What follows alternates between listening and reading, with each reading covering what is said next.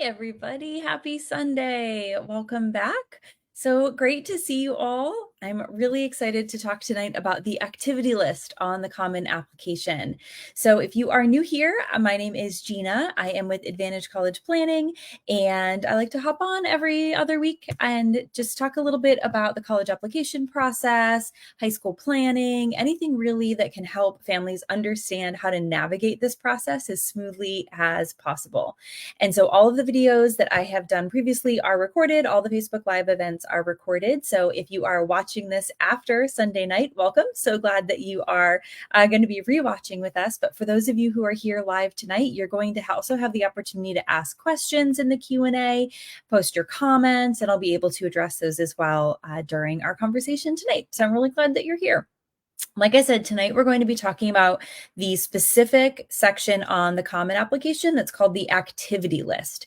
And so this is a section that colleges will be reviewing when your students apply. It's a part of that holistic application review that many colleges use.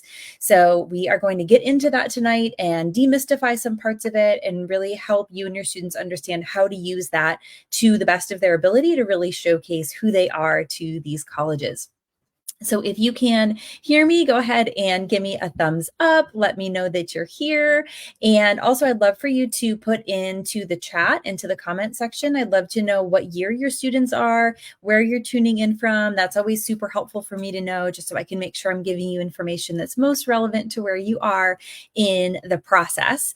We at Advantage College Planning work with students as early as 8th grade, all the way up through the application process. So we have students coming in from all different points in the process. Right now, we are really working hard with our rising seniors on their applications.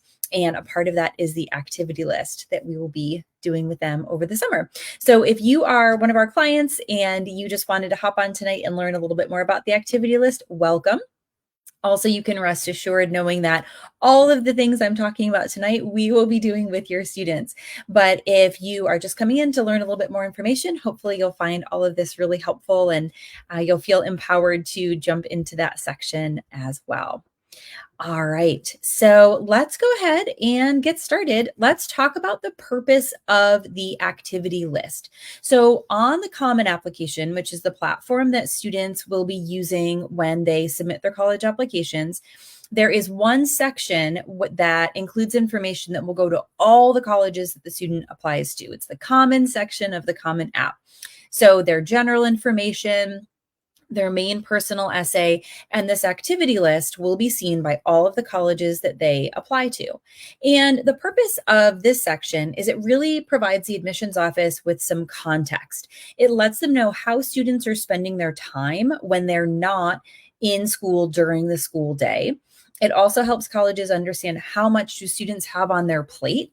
You know, how many hours are they dedicating to something other than going to school?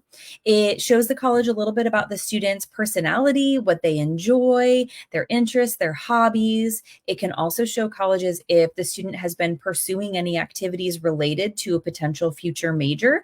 How much informed consent essentially do they have about this major? Do they have an idea of what they're getting into if they pursue that because they have some experience with their activities? It's also an opportunity for the student to really showcase their character to the colleges. So back in my day when I was applying to college, that big keyword was leadership. Everyone needed to have leadership. And so leadership has really morphed and grown over the years. And now what colleges are looking for is character. They're looking for a student's dedication to a long-term activity, empathy for others, maturity, responsibility, yes, leadership, intellectual curiosity, right? All of these great things that make our students so wonderful and so interesting and just so great to be around, right? Those are the different qualities that can be showcased through this activity list that wouldn't really come up anywhere else necessarily. So that's why that section is included in the Common Application. So that's the purpose of it. That's why we need it on there. So let's talk about logistics. So for logistics, we need to think about what are the details that you're getting into when you are completing this Common Application. So I'm going to share my screen here, because I know that some of you are not as well versed in the Common Application as I am. So on the Common Application, there are certain sections, right? So your student is going to be able to include the type of activity, and there's a lot of different topics here, right? Some of them can get really specific. And if your student doesn't see anything that really exactly encapsulates what their topic is, they can always click other, right? Good catch-all. Then they'll be able to list their position with the organization or kind of briefly describe what their leadership position was. And they have a maximum of 50 characters here. So think, member, captain, front end supervisor, right? Whatever their role is. The next section is the organization name.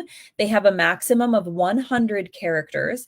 And so that is the name of the organization that they're either working for, volunteering with, the high school, the school club, anything like that. Then they're going to get into the description. So this is where we're going to spend a lot more time on this, but just to orient you. So the next section is the description. And this is really where the students are going to be able to explain what they have done in their position and with this organization. But note, they only have 150 characters. Okay, so that is letters, numbers, spaces, punctuation, 150. It's about a sentence and a half, 2 sentences. So it's not a lot of space. So that's why we're going to spend a lot of time talking about this. After the student enters that, there's a little bit more information the college is going to look at.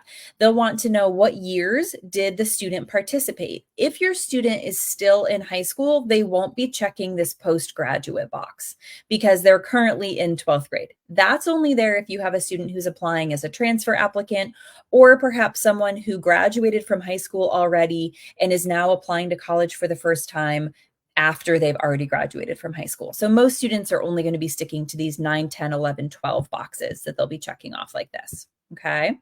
And then timing of participation. So was this something your student did only during the school year, only during school breaks like summer or winter breaks, or was this a year-round activity?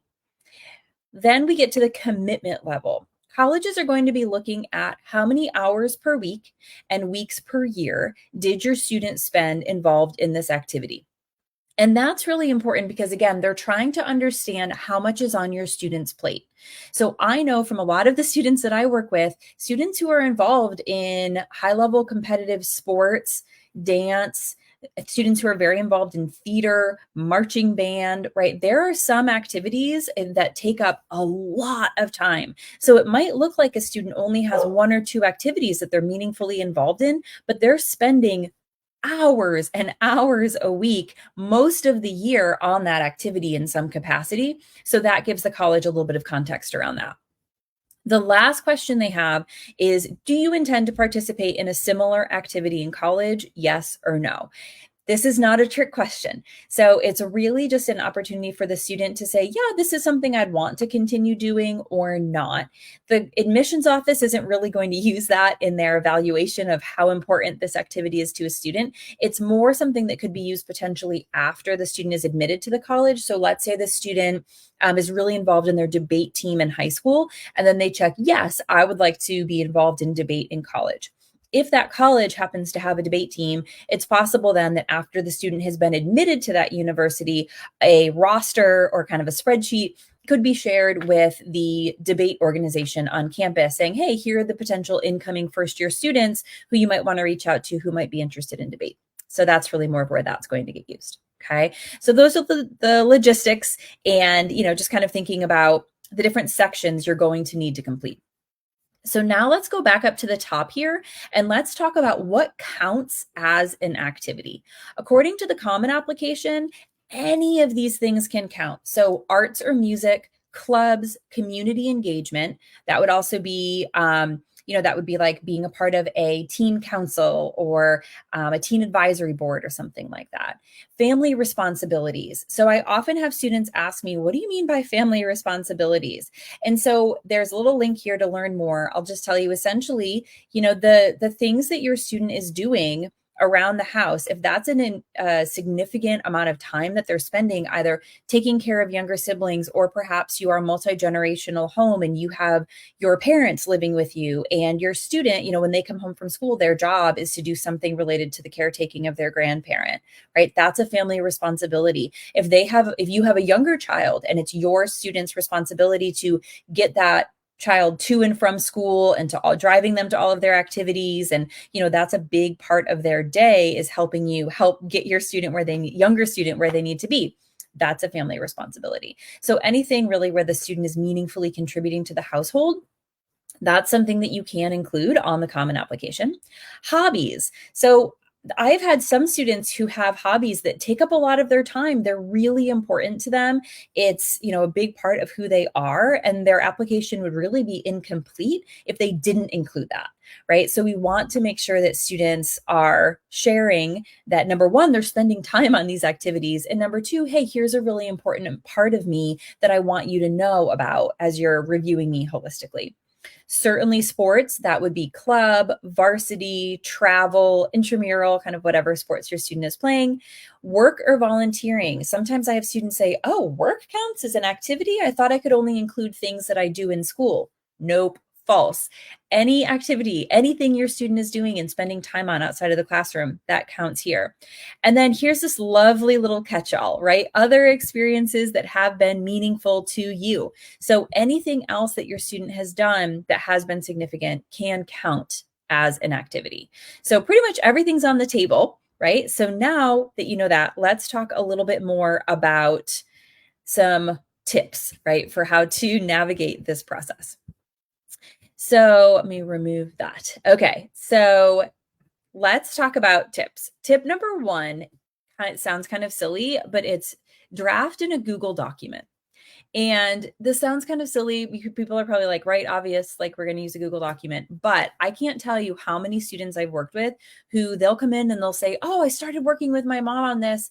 And I'm like, great, that's great. Like, show me your notes. And they go into the Common App and they've got this long description and it's kind of typed into the Common App. I don't recommend that, because as you saw when I was sharing my screen, the boxes on the Common App are really small. And as you're typing out that description, you can only see a couple of words at a time. You can't really get the whole picture of what you're trying to say. It makes it really hard to edit. Don't do that. Open up a Google Doc, label it activity list, and let's just start with a brainstorm. Let's brainstorm all the activities that you've done since the beginning of ninth grade that have been meaningful to you. Now, if you're working with us, you have a resume, right? We work with our students to create a resume. So oftentimes we'll take that resume and use that as the base. But if you don't have a resume, it's fine. Just brainstorm all the things you've done since ninth grade that have been important to you, and then rank them. Right? Because on the activity list, you are limited to 10 activities. You don't have to have 10, but that's your maximum. 10. So after you've listed everything out, kind of move them all in order. Okay, here's my top 10. And then you can see everything all in one place. How is this coming across? Are all the important parts of me being shown here? I have some students who have, 2, 3, 4 activities maybe on that big master list that are really similar.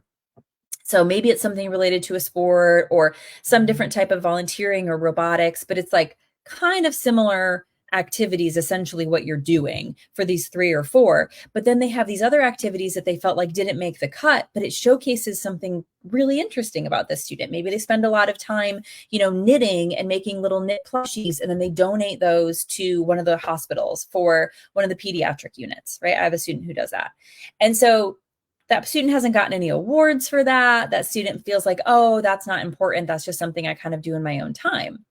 I would argue that activity should replace one of the ones that is telling the colleges 4 times in a row that you're involved in robotics, right? We want to make sure that you're showing all the different well-rounded different parts of who you are, right? So within that 10 or 7 or however many activities you have, really make sure that all the different and most important parts of you are being showcased within that list. Again, if you start doing this only in the Common App, it's just really hard to see it all in one place. So that's why tip number 1 sounds kind of basic, but draft in a Google document. Tip number 2 is be specific. Now I'm working with students on the other side now, so I'm helping them kind of edit and make sure that they're really showcasing their strengths here. But when I worked in admissions, so many times I would get to the students' activity list section of their common application and I'd see, okay, ooh, they've got a bunch of activities. Cool. Let me see what they've got. And then I would basically see really general, really generic descriptions that oftentimes explained the purpose of the organization that the student, or the mission of the organization the student was with, but didn't really tell me anything about the student. So, for example, many students are members of Key Club. Key Club is a volunteering organization at high schools in the United States of America. Any college admissions counselor who is reading applications from high school students knows what Key Club is. And so if you're using the section for the description to describe and say, I volunteer with groups of people from my high school around the community, I already knew that. I know that's what Key Club is, right? Or if you're explaining what DECA is, which is a business competition organization, or HOSA, which is a health sciences competition organization, I already know that. Another thing that students tend to do is they talk in terms of we. So they're so humble and so hesitant to take any shine on themselves that when they're describing the activities that they've been a part of, they tend to, again, talk more broadly about the organization. So, in art club, we create drawings and send them out to nursing homes, and we do different lessons and put together PowerPoints and teach each other about different art genres, maybe, right? But if I'm the admissions officer, then that means two things. Number one, every other student who is applying to our college this year who was in art club is telling me the exact same thing, so you don't stand out. And number two, I don't know exactly what you did in art club. I don't know what your value add is. I don't know what your impact was, right? So you want to be as specific as possible about you and kind of what you're doing, and use I, and less general and thinking about the purpose of the club. So how do we make it more specific? Tip number 3, this is the big one. We focus on impact. So we're going to stay here for a little bit. I have a lot to say about impact. So first, a lot of times, especially younger students will ask me, what's the most important activity that I can get involved in? What's the best sounding activity that's really going to impress colleges? And I always tell them the same thing. It's whatever you have the most impact in. It's not about the title of your position. It's not about the title of the activity. That doesn't matter. What matters is, what are you doing with that opportunity? How are you impacting others, or how has being a part of this activity impacted you? We're looking for impact here. That's the most important thing. So when we're looking at creating these descriptions in 150 characters, start by thinking about, okay, what have you done that might be different than the thousands of other people with that same activity, right? Many students play on a high school soccer team as a striker, right? That's a really common position that we'll see on applications. So what's not common is, what is your specific student? How are they contributing to their team athletically?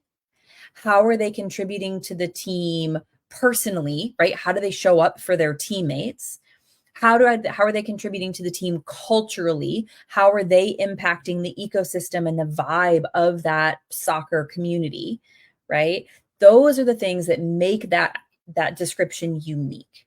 It is not unique to be a striker on a varsity soccer team, right? But when you're leaning into, hey, I'm the team, jack of all trades. I can play any position, whatever is needed. I'm happy to help out my team. My coach knows they can count on me for that. Or I'm the team mom, right? I'm the one who's always checking in on people. I'm bringing the snacks. I'm making sure everybody feels good and is staying hydrated, right? Like that, if I read that description, that's giving me an idea of, okay, that's kind of who this person is on this team. I already know they're an athlete when they said they were a striker, but now I'm getting an idea of how they show up for their teammates, right? So you really want to lean into your impact. Also thinking about what the student has accomplished. Use numbers, quantifiable information whenever possible. That's another way to really make your application or make your description more specific, right? So if you're talking about a fundraiser, how much money did you raise?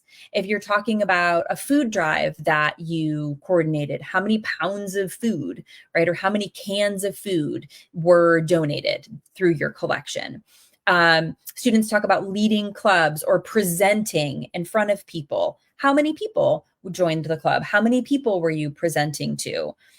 I have students who babysit, right? I tell them all the time, okay, how old were the kids that you were babysitting for? How many kids at a time do you babysit for? Those of us who are adults who have kids know that it is very different taking care of a toddler than taking care of a 7-year-old, which is very different than if you've also got, a 2-month-old, a toddler, and a 7-year-old that you're all taking care of at the same time, right? Very different experience in what you're going to be responsible for.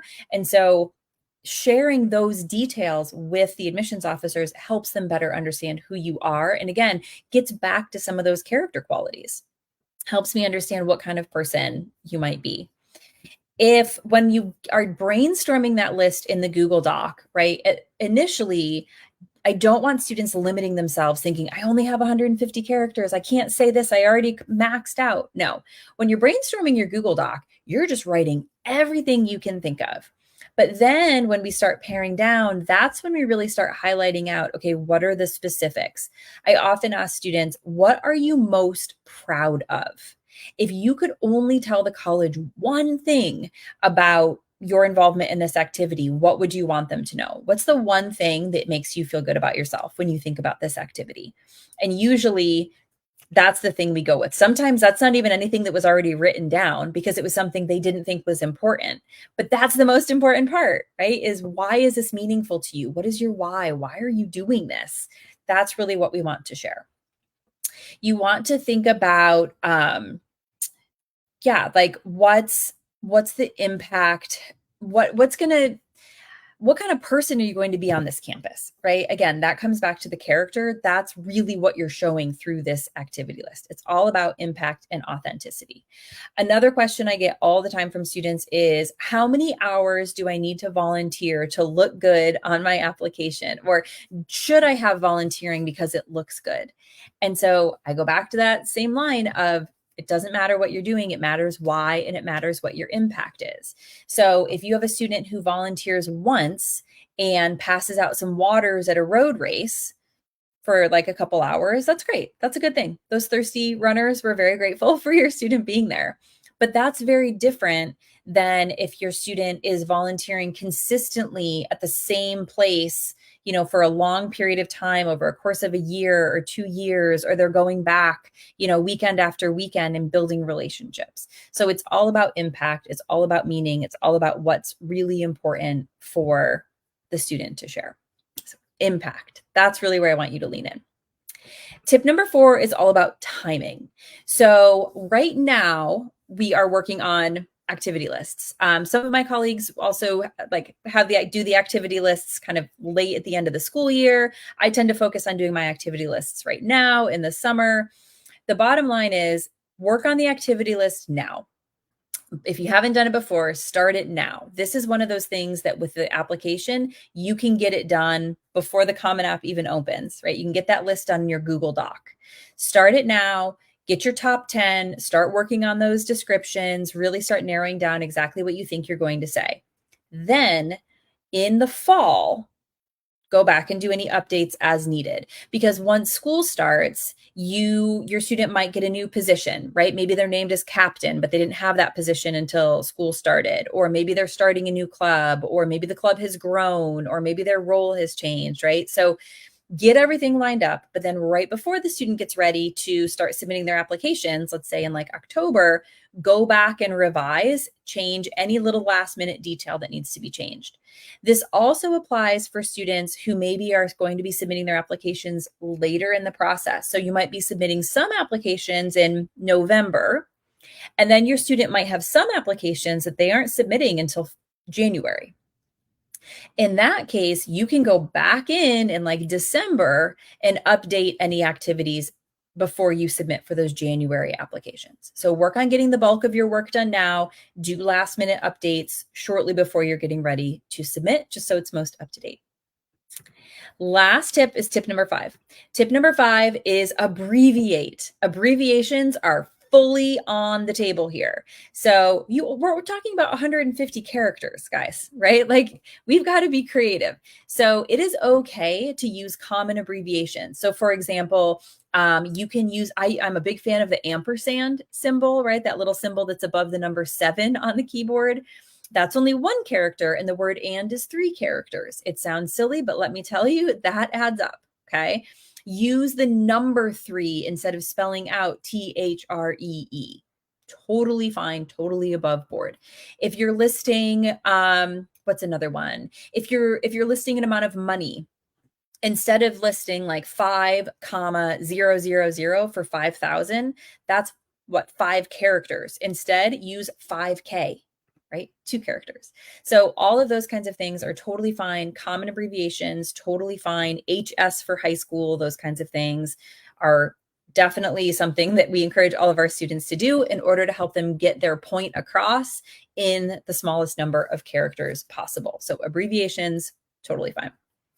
The last thing I wanted to say is younger students. So I know on our chat here, I know we've got a 12th grader. So Vicki, it's so good to see you. I hope you guys are doing well. And Patrick's got a 12th grader up in Maine. Awesome. So for seniors, you guys are in it. But if I've got anybody on here tonight who's got younger students, now's the time to start planning ahead, guys. So think about what kind of goals you want to achieve with your extracurriculars each year, just like you're setting goals for your academics. Choose meaningful activities. If you're doing something just to check a box, when it comes time to do these descriptions, they're going to fall flat.